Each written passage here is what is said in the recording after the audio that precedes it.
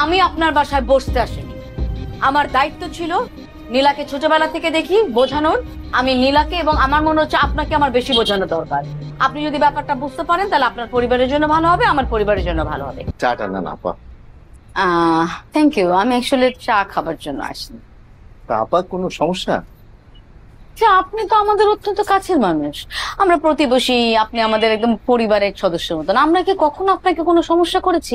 ছি ছি আপা, এ কি বলছেন? আপনারা সবসময় আমাদের হেল্প করেছেন, আমাদের ভালো চেয়েছেন। সমস্যার তো কোনো প্রশ্নই আছে না। না, আপনার মেয়ে কেন আমাদের পেছন ছাড়ছে না? আমার মেয়ে? কার কথা বল? আপনি খুব ভালো করে জানেন আমি কার কথা বলছি। আমি আপনার মেয়ে নীলার কথা বলছি। নীলা যথেষ্ট বড় হয়েছে, ওর একটা বিয়ের বয়স হয়েছে, পাশাপাশি ইমরানেরও বিয়ের বয়স হয়েছে। আপনি তো জানেন ইমরানের জন্য আমরা মেয়ে দেখছি, ওর বিয়ে দিব। হ্যাঁ অবশ্যই বিয়ে দেবেন, ঠিকই তো আপা, বিয়ে তো দিতেই হবে। কিন্তু সেটা নিশ্চয়ই আপনার মেয়ে নীলার সাথে না। এরকম যদি কিছু ভেবে থাকেন তাহলে এটা আপনার মেয়ের জন্য একটা ভুল হবে।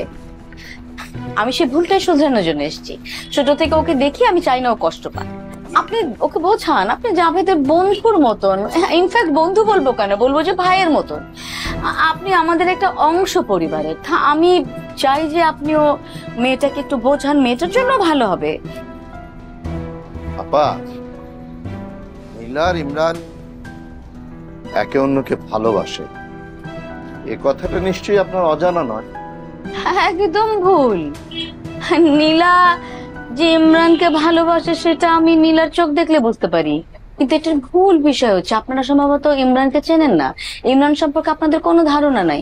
এই ধরনের যদি কোনো ফ্যান্টাসি আপনাদের মনে থেকে থাকে যে নীলার সাথে ইমরানের বিয়ে হবে, তাহলে সেটা ভুলে যান, এটা করেন না।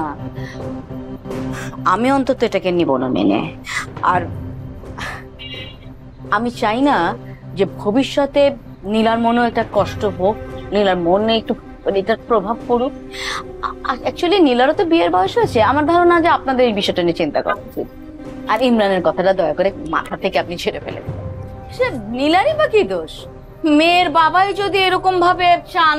বাস আপা, অনেক বলেছেন, প্রয়োজনের বেশি কথা বলেছেন। আপনি আপনি আসতে পারেন। আমি আপনার বাসায় বসতে আসিনি। আমার দায়িত্ব ছিল নীলাকে ছোটবেলা থেকে দেখি বোঝানোর। আমি নীলাকে এবং আমার মনে হচ্ছে আপনাকে আমার বেশি বোঝানো দরকার। আপনি যদি ব্যাপারটা বুঝতে পারেন তাহলে আপনার পরিবারের জন্য ভালো হবে, আমার পরিবারের জন্য ভালো হবে। আসি।